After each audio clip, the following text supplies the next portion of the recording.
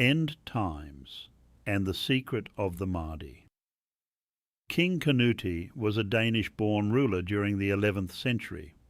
His empire stretched from England to Norway. Though born a pagan, he later became a devout Christian. He built many churches in England and Denmark, and he sent missionaries to evangelize the Scandinavian lands. Because of the king's success in battle, his people practically worshipped him. Their praise made him uncomfortable. One day King Canute decided he'd had enough flattery, so he ordered his servants to take his throne to the seashore.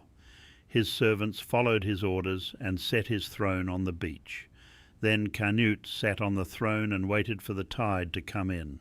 All around King Canute, his attendants and courtiers watched and waited and wondered. Had the king lost his mind? The tide rose. The waves lapped at the king's feet. Canute raised his hands and commanded the waters to depart. Still the tide rose, and the waters came up to the king's waist, then his chest, and finally his neck. Finally the king's attendants, fearing he would drown, waded in and pulled the king and his throne back to the shore. Then King Canute scanned the faces of those who had rescued him. "Let all men know," he said, "how empty and worthless is the power of kings.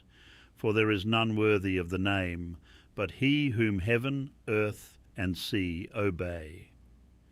Returning to his castle, Canute went to the crucifix on the wall and hung his own crown on the brow of the crucified Christ. The crown remained there until the king's death, a reminder of the glory that belongs to Christ alone.